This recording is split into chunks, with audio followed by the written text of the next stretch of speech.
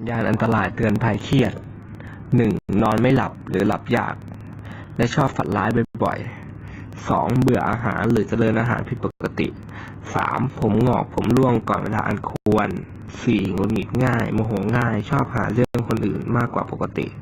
5. อ่อนเพลียไม่มีแรงเหนื่อยง่ายหายใจติดขัดไม่ทั่วปอด